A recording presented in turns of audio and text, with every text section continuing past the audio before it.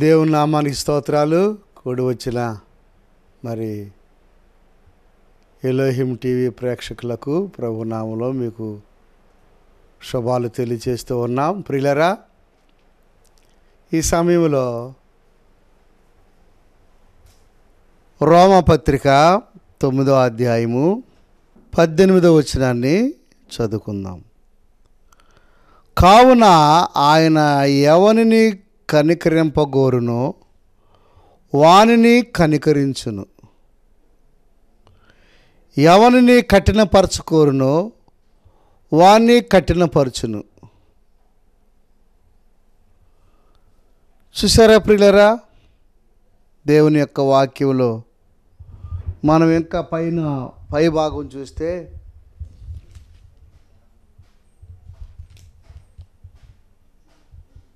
రోమపత్రిక 9వ అధ్యాయము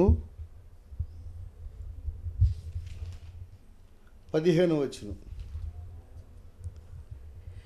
ఎవనిని కరుణింతునో వానిని కరుణింతును, ఎవని ఎడల జాలి చూపుదునో వాని ఎడల జాలి చూపుదును. కాగా పొందగోరు వాని వలనైనను ప్రయాసపడు వాని వలనైనను కాదు కానీ కరుణించు దేవుని వలననే అగును. ప్రార్థన చేసుకుందాం ప్రియులరా. పరిశుద్ధుడైన తండ్రి, ప్రేమ కలిగిన ప్రభువా, నీ ఘనమైన పాదాలకు వందనాలు, స్తోత్రాలు, స్తుతులు చెల్లిస్తూ ఉన్నాం. నీ దయని బట్టి, నీ కృపను బట్టి మమ్మల్ని ఎంతగానో ప్రేమించి ప్రభువా మీరిచ్చినటువంటి సమయాన్ని బట్టి మీకు స్తోత్రాలు, స్తుతులు చెల్లిస్తూ ఉన్నాం. ఈ సమయంలో ప్రభువా నన్ను మీ సిలువ చాటును మరుగుపరుచుకొని మీరే కొద్ది మాటలు దయచేయమని యేసు ప్రభువా, బలహీనుణ్ణి, ఒట్టివాణ్ణి, ఎందుకు పనికిరాని వాణ్ణి ప్రభువా, నాయనా నన్ను మీ సిలువ చాటును మరుగుపరుచుకొని మీరే మాట్లాడి సహాయము చేయమని మంచి దేవుడా నీకు స్తోత్రాలు, స్తుతులు చెల్లిస్తూ ఉన్నాను. పరిశుద్ధాత్మ తండ్రి, మీరే దయ చూపించి మీ నామానికి మహిమ తెచ్చుకో, అన్ని విషయాల్లో తోడుగా ఉండమని యేసు నామములో అడుగుచున్నాము తండ్రి, ఆమేన్. ప్రియులరా, మరొక పర్యాయము దేవుని యొక్క లేఖనాలను మనము ధ్యానం చేసుకోవటానికి ప్రభువారు మనకు సహాయము చేశారు. చూడండి, దేవుడు మాట్లాడుతున్నాడు. ఎవనిని కరుణింతునో వానిని కరుణింతును. చూడండి, తన ఉచితమైన కృప చొప్పున సిలువ ఆ కరుణ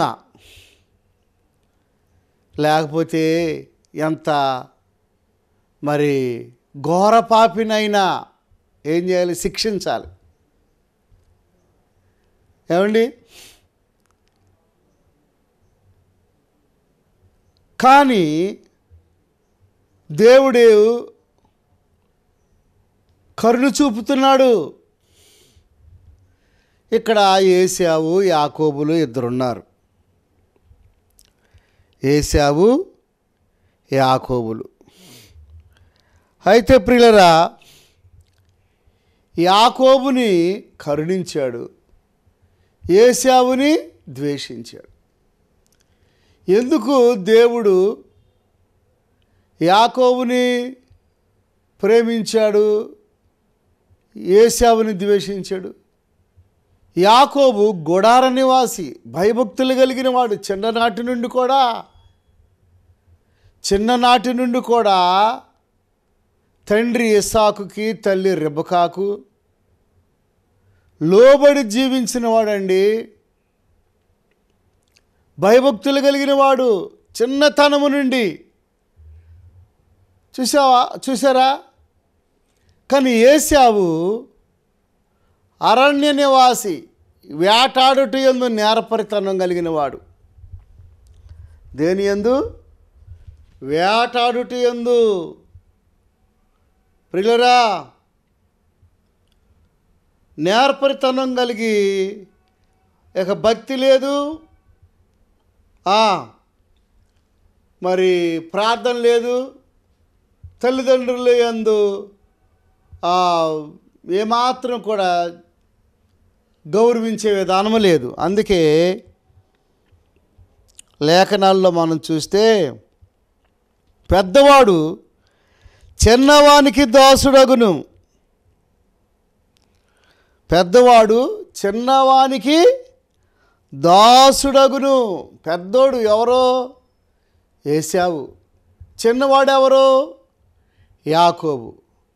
చూసారా ప్రియులరా, పెద్దవాడు చిన్నవానికి దాసుడు అవటం ఏంటండి? పెద్దోడే కానీ బుర్ర లేదు, కానీ చిన్నోడు బుర్ర కలిగినోడు. బుర్ర లేదు కనుకనే జ్యేష్ఠత్వపు హక్కును చిక్కుడుకాయల కూరకి అమ్మేసుకున్నాడు ఏశావు. జ్యేష్ఠత్వపు హక్కు అంటే ప్రియులరా రెండంతల ఏ భాగంలోనైనా రెండంతలో వచ్చుద్ది. జ్యేష్ఠుడికి మామూలుగా అందరితో ఒక భాగం, మళ్ళీ పెద్దోడని ప్రత్యేకంగా ఇంకొక భాగం. కానీ ఆ భాగం ఆ విలువ కూడా గుర్తించకుండా తిండి కోసము ఏం చేశాడు? జ్యేష్ఠత్వపు హక్కుని అమ్మివేసేసుకున్నాడు. దాని విలువ తెలీదు. భక్తి విలువ, నీతి విలువ, న్యాయం విలువ, యథార్థత విలువ, పరిశుద్ధత విలువ నీకు తెలియకపోతే ప్రియులరా చాలా నష్టపోతావు సహోదరుడా, సహోదరి. ఏశావు తిండికి ఎక్కువగా ప్రాముఖ్యతనిచ్చాడు. అరణ్య నివాసి, ఎక్కువగా వేటాడుట యందు నేర్పరితనం గలవాడు. నిమ్రోదు కూడా వేటాడుట యందు నేర్పరితనం గలవాడు. దేవుడంటే ఏమాత్రం లెక్కలేదు నిమ్రోదుకి. అలాగే ఏశావు కూడా దేవుడంటే ఏమాత్రం లెక్కలేదు. ప్రియులరా మానవులు రక్షణ లేనప్పుడు మనం జీరోలువి. ప్రియులరా నరులు జీరోలువి, మానవుడు జీరో. దేవునిని కలిగి ఉంటే ఏమవుతాం? గొప్పవారివి అవుతాం. ఇప్పుడు సున్నాలు పెట్టుకుంటే వెళ్ళండి, ఒకదానమంటే ఎన్ని సున్నాలు పెట్టినా విలువ ఉందా? ఏమాత్రం కూడా విలువ లేదు. చూడండి, ఎడం చేతి పక్కముట సున్నా పక్కముట ఒకటి పెట్టండి, అప్పుడు సున్నాలకి విలువ ఉంటుంది. ఆ ఒకటి అంటే నేనే దేవుడును, నేను తప్ప వేరొక దేవుడు మీకు ఉండకూడదు. ఎవరైతే దేవునిని కలిగి ఉంటారో వారు గొప్పవారు అవుతారు. ప్రియులరా పెద్దోడిని, నేను గొప్పవాడిని అనంటే సుఖం లేదు. దేవుని ఆత్మ ఉండాలి. సహోదరుడ, సహోదరి, నేను ధనవంతుడిని అంటే సుఖం లేదు.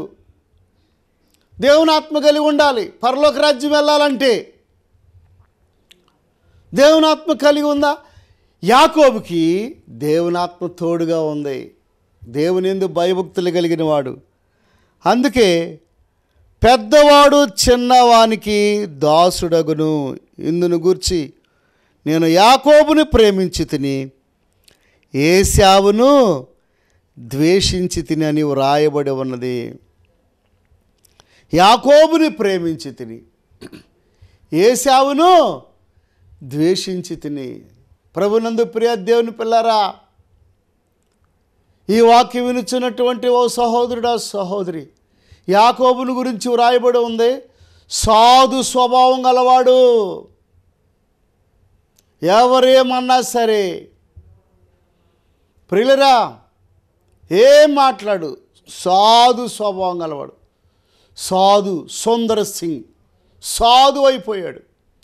సుందర్ సింగ్ గారు తెలివి లేక కాదు, చదువు లేక కాదు ప్రియరా, తెలివి ఉంది, చదువు ఉంది.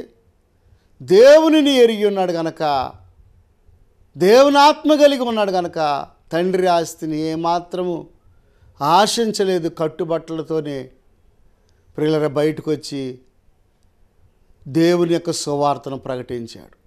ఎంత గొప్పవాడయ్యాడో సాధు సుందర్ సింగ్ గారు. సహోదరుడా, సహోదరి, నీ జీవితాన్ని ఒక్కసారి నువ్వు పరిశీలన చేసుకో. సాధు స్వభావం ఉన్నదా? తగ్గింపు జీవితం ఉన్నదా? భయభక్తులు ఉన్నాయా? ఏశావుకి ఏమాత్రం భయం లేదు, భక్తి లేదు.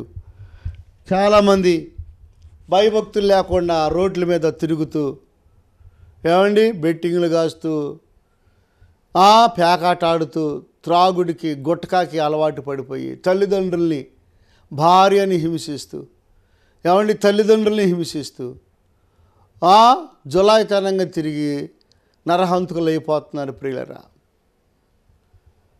దేవుని సన్నిధికి వెళ్ళేది లేదు, దేవుడు పిలిచినా లోబడేది లేదు, దేవుని వాక్యానికి శిరసావహించేది లేదు. అలాంటి జీవితాలు చాలా నష్టపోతారు. అందుకే ఏశావుకి ఒక్క ఆశీర్వాదం కూడా లేదు. జ్యేష్ఠత్వపు హక్కును అమ్మేసుకున్నాడు కదా, ఒక్క ఆశీర్వాదం కూడా లేదు. తండ్రి అన్నీ శాపవచనాలే పలికినాడు. గమనించండి, మానవులమైనటువంటి మన దైనందిక జీవితాలలో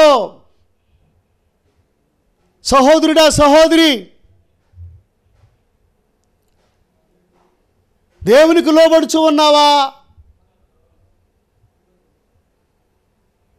శాపవచనాలు నీ భూమి ఫలించకుండా ఉండునుగాక. చూడండి ప్రియులరా,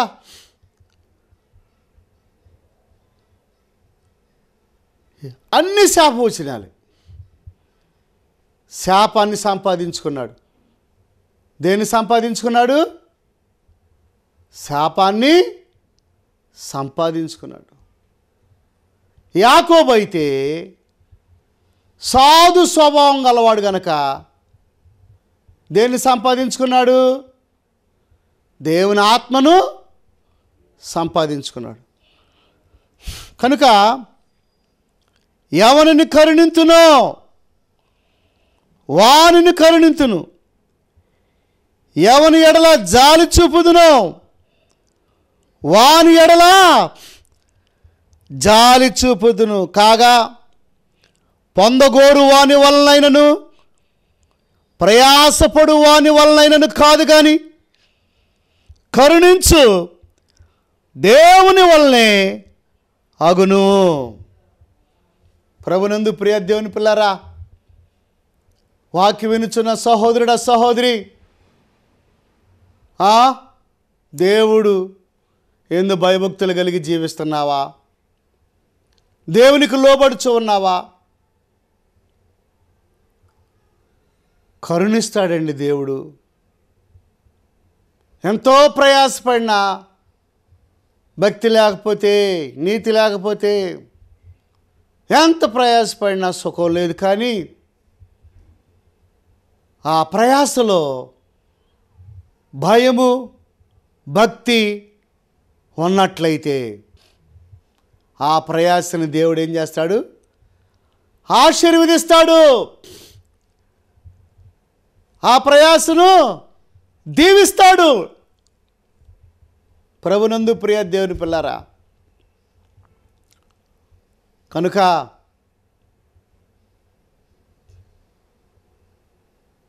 నీతి లేకుండా, ప్రార్థన లేకుండా మనము ఏదో దేవుని చేత బహుమానాలు ఆశీర్వాదాలు పొందుకోవాలంటే అవి జరిగే పని కాదు. కనుక ఎవరిని కరుణింతునో వానిని కరుణింతును, ఎవని ఎడల జాలి చూపుదునో వాని ఎడల జాలి చూపెదను. జాలి కలిగిన దేవుడు, జాలి కలిగిన దేవుడు, ప్రేమ కలిగిన దేవుడు ఆ జాలిని, ఆ ప్రేమ విధానాన్ని దేవుని యొద్ద నుండి మనము సంపాదించుకుందాం. ప్రభునందు ప్రియ దేవుని పిల్లరా, ఎందుకంటే ఆ సాధు స్వభావాన్ని మనం సంపాదించుకుందాం. ఆ విరిగి నలుగురు హృదయాన్ని మనము సంపాదించుకుందాం. ఆ తగ్గింపు జీవితాన్ని మనము సంపాదించుకుందాం. యాకోబు ఎబ్బోకు రేవు దగ్గర రాత్రంతా దేవుని సన్నిధిలో ఏం చేశాడు? పశ్చాత్తాపడి ప్రార్థన చేసుకుంటున్నాడు. అయ్యో, అనవసరంగా మా అన్న ఆశీర్వాదాన్ని నేను సంపాదించుకున్నాను, నా అన్న నన్ను చంపేస్తాడేమో, నా అన్న నన్ను మరి భూమి మీద లేకుండా చేస్తాడేమో అని ఎంతో భయంతో ఆ రాత్రంతా ఎబ్బోకు రేవు దగ్గర ప్రార్థన చేసినప్పుడు దేవుడు ఆ ప్రార్థన కలిగించాడు. స్వాభావికంగా మోసం చేయాలని, స్వాభావికంగా ఇతరులది ఆక్రమించాలని, స్వాభావికంగా మరి తప్పు చేయాలని అతనికి ఏమాత్రం మైండ్ సెట్లో కూడా లేదు. ఆ తల్లి అలా నడిపించింది. ఆ తల్లి రెబెక్క అలాగన నడిపించింది. దేవుని ఏర్పాటు కూడా ఉంది. పైపెచ్చు దేవుని ఏర్పాటు యాకోబు మీద బలంగా ఉంది. అందుకే యాకోబు మేపుచున్నటువంటి ఆ మేకలు అవన్నీ కూడా ఆశీర్వదించబడ్డాయి. ప్రియులరా, ఆశీర్వదించబడ్డాయి, దీవించబడ్డాయి. ఎంత ఆశ్చర్యం అండి! అతడు చేసిన ప్రతి పనిలో కూడా దేవుడు జయమిచ్చాడు. కారణము యాకోబుకి ఆయన కరుణ ఉంది, ఆయన జాలి, ఆయన ఏర్పాటు ఉంది. యాకోబుని ఎన్నుకొన్నాడు, ఏసేవుని ద్వేషించాడు. అలాగే ఆ రాత్రంతా పెనుగులాడి ప్రార్థన చేసినప్పుడు దేవుడు ఒక వాగ్దానం ఇచ్చాడు. ఇక నుంచి నీ పేరు యాకోబు కాదు, నీ పేరు ఇశ్రాయేలు. దేవుడు నీకు తోడై ఉన్నాడని అర్థంతో కూడినటువంటి పేరు. అందుకే ఇశ్రాయేలు దేశాన్ని దేవుడు ఎంతగా ఆశీర్వదించాడు తెలుసా ప్రియులరా? ఇశ్రాయేల్ దేశాన్ని అది వాగ్దాన దేశం, దేవుడు ఎన్నుకున్న దేశం. పేరు పెట్టి దాన్ని దేవుడు ఏర్పాటు చేసుకున్నాడు. ఇశ్రాయేలు, నీవు నా సొత్తు. ఇశ్రాయేలు, నీవు నా యొక్క కుమారుడివి.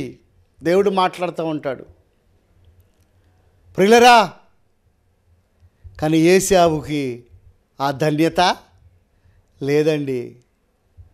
ఏశావు ఆ తర్వాత ఏమండి పశ్చాత్తాపడి కన్నీళ్లు విడిచాడు, కానీ అప్పటికి సమయం అయిపోయింది, అప్పటికి కాలం అయిపోయింది, అప్పటికి ఏమండి ఆ కృప ఆయన్ని దాటెళ్ళిపోయింది. ఏశావు ఆ తర్వాత పశ్చాత్తాపడి కన్నీళ్ళు విడిచాడు, కానీ ఆ భాగ్యము, ఆ ఆశీర్వాదము, ఆ దీవెన, ఆ రక్షణ, ఆ పరలోక రాజ్యం అతడు పొందుకోలేకపోయాడు. దేవుడు ప్రియులరా ఆ భాగ్యం అతనికి ఇవ్వలేదు. కారణము జ్యేష్ఠత్వపు హక్కును నమ్ముకున్నాడు. కారణము చిన్ననాటి నుంచి భయభక్తులు కలిగిన విధానము లేదు. కారణము ప్రియులరా ఆరాధన లేదు. ఆరాధన లేదు, మందిరము లేదు, బైబిల్ చదవటము లేదు. కనుక దేవుడు అంటున్నాడు, ఎవరిని కరుణింతునో వానిని కరుణింతును, ఎవని ఎడల జాలి చూపుదునో వారి ఎడల నేను. అవును ప్రియులరా, వాక్యం వినుచున్నటువంటి ఓ సహోదరుడా, ఓ సహోదరి, దేవుని పాదాలు పట్టుకో. ఇప్పటికైనా ఏశావులాగా అటు ఇటు తిరగబాకు. ఏశావులాగా దేవుని సన్నిధిని విడిచి సొంత ఆలోచనలతో అటు ఇటు వెళ్ళమాకు. యాకోబులాగా దేవుని పాదాలు పట్టుకో. ప్రభునందు ప్రియ దేవుని పిల్లరా, ఈ దినాల్లో కూడా ఇశ్రాయేలు దేశం చుట్టూ చాలామంది వారు ఇశ్రాయేల్ దేశం మీద తిరుగుబాటు చేస్తున్నారు. ఇశ్రాయేల్ దేశం చుట్టూ ఉన్నారు, కానీ దేవుడు వాళ్ళకి జయమీట్లా. ప్రియులరా, ఇశ్రాయేల్ దేశానికే జయమిస్తున్నాడు. ఎందుకని? దేవుడు ఇశ్రాయేల్ దేశాన్ని, ఇశ్రాయేల్ దేశం పక్షంగా ఉన్నాడు. ప్రియులరా, రక్షణ పొందిన వారి పక్షంగా ఉంటాడు. అన్ని జనుల పక్షంగా ఉండడు దేవుడు. ప్రియులరా, ఎవరైతే దేవునికి లోబడి పాపములు ఒప్పుకొలుచు, చూడండి జక్కయ్య విషయంలో దేవుడు ఏమంటున్నాడు? యేసు ప్రభువు వారు, ఇతడు కూడా అబ్రహాము కుమారుడే, ఇది నేడు ఇంటికి రక్షణ వచ్చింది. జాలిపడ్డాడండి దేవుడు. ఎందుకు ఊరికినే కనికరం కలిగి జాలి కలిగి పడ్డాడా? ప్రభునందు ప్రియ దేవుని పిల్లరా, జక్కయ్య యేసు ఎవరో చూడగోరి ఆసక్తి కనపరిచాడు. మేడి చెట్టు ఎక్కి ఆసక్తి కనపరిచాడు. ప్రియులరా, ఇంటికి పిలిచి యేసు ప్రభుని భోజనం ఏర్పాటు చేసి యేసు ప్రభు వారు అక్కడ వాక్యం చెప్పినట్లుగా లేదు. జక్కయ్య తన అంతరంగములో ఏం చేయటం ప్రారంభించాడు? పశ్చాత్తాపడటం ప్రారంభించాడు. పాపాలు ఒప్పుకొనుచు పశ్చాత్తాపడుతూ ఉన్నాడు. ప్రభునందు ప్రియ దేవుని పిల్లరా, ఎవరి దగ్గర అయితే అన్యాయముగా నేను దొంగిలించాను, తీసుకున్నాను, వారికి తిరిగి 4 అంతలు నేను చెల్లిస్తాను. చూసారా? ఎవరి దగ్గర అయితే అన్యాయముగా తీసుకున్నాను, వారికి తిరిగి నేను 4 అంతలు. సహోదరుడా, సహోదరి, దేవుని యొక్క వాక్యాన్ని గ్రహించు. తిరిగిచ్చావా? క్షమాపణ అడిగావా? పశ్చాత్తాపడ్డావా? ఎవరినైతే కొట్టావో, ఎవరినైతే దూషించావో, ఎవరినైతే మరి ఇష్టానుసారంగా నీవు వ్యతిరేకించి రకరకాలుగా వ్యర్థంగా మాట్లాడావో వాళ్ళ దగ్గరికి వెళ్ళి క్షమాపణ అడిగావా? పశ్చాత్తాపడ్డావా? ప్రభునందు ప్రియ దేవుని పిల్లరా, జక్కయ్య పశ్చాత్తాపడి ఏం చేస్తున్నాడు? పాపాలు ఒప్పుకుంటూ పశ్చాత్తాపడు. అప్పుడు అన్నాడు యేసయ్య ఏమని? నీవును కూడా అబ్రహాము కుమారుడివే, నేడు నీ ఇంటికి రక్షణ వచ్చింది. జాలి పడ్డాడండి యేసయ్య జక్కయ్య మీద. యేసయ్య జాలి పడ్డాడు. సహోదరుడా, సహోదరి, నీవు కూడా దేవునికి లోబడితే దేవుడు నీ మీద కూడా జాలిపడి దేవుడు నిన్ను కరుణిస్తాడు. నువ్వు గొప్పవాడు అవుతావు. యాకోబు గొప్పవాడయ్యాడు, యేసేవు పనికిరానుడైపోయాడు.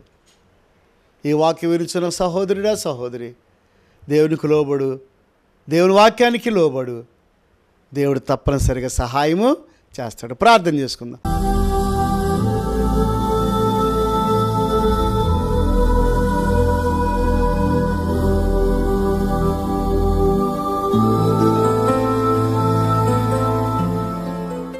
పరిశుద్ధుడైన తండ్రి, ప్రేమ కలిగిన ప్రభువా, నీ పాదాలకు వందనాలు చెల్లిస్తున్నాం. మీరు ఇచ్చిన ఈ వాక్యానికి ముద్ర వేయండి. అనేకులు వాక్యపు వెలుగులో నాయనా జీవితాలను సరి చేసుకోవటానికి సహాయం చేయండి.